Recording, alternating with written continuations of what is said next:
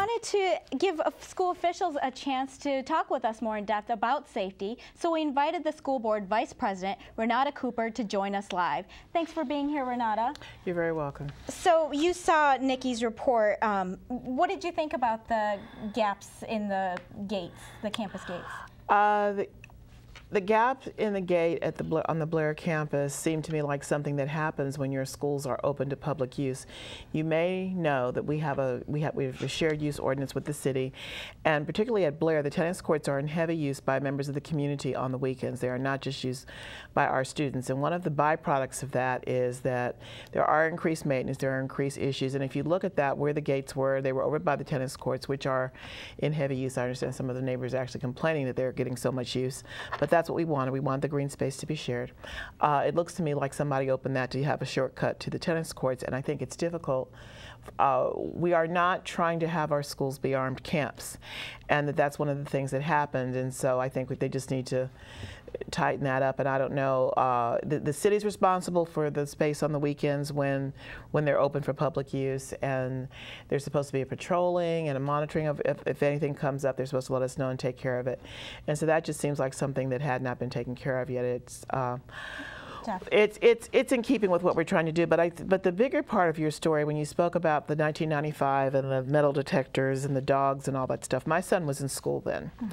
And actually I was so upset about the presence of metal detectors and dogs that initially I did not send him to the public school. I sent him to private school because I didn't want him treated that way. I don't like the notion of schools being armed camp. But then he came back the second year, and I think that the whole thing with when we had metal detectors, we had one set and they rotated among campuses, so the kids never really knew where they were going to be. So there was that issue of randomness. I never liked the ideas of dogs on campus, even though I know there are industries, and I like dogs, but I just don't want our children treated like criminals, even our adolescents. Absolutely. So what do you think, as far as with what happened at Gardena High School? I mean, did that force any changes with PUSD? Did that, just as a reminder to, kind of reinforce some of the less Gardena than what happened in the Valley. We reviewed our lockdown policies to make sure that all the classrooms, actually we have a meeting this week to go over that. We want to make sure that every classroom has the materials that they need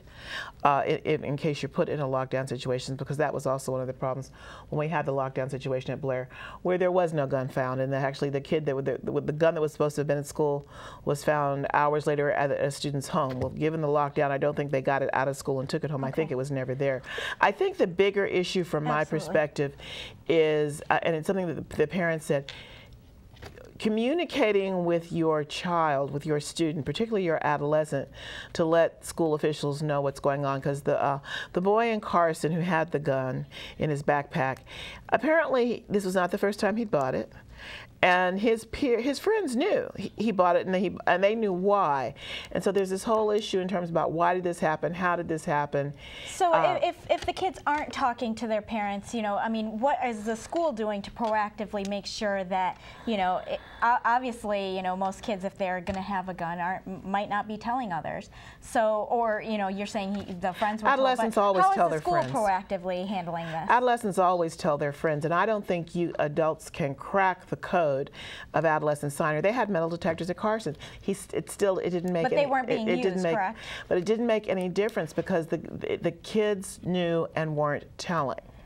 And plus, they also knew that they could bring that because there weren't the random checks happening. They knew they weren't the random checks. Well, I think the main important thing about this story is just as a reminder, for the community, for PUSD, making sure, it's always important to do these checks before an incident than after an incident. So we're all on the same side of not wanting any incidences at PUSD, and it's always good to have reminders to make sure that our safety, the protocols are being followed. Our campuses are safe. We are striving towards community-based centers, not armed camps. Absolutely. And I think when you get adolescents to tell you what's going on, that's always tricky. Okay, well, communication is definitely important, and we want to thank you so much for coming on and telling us a little bit more about PUSD. Okay.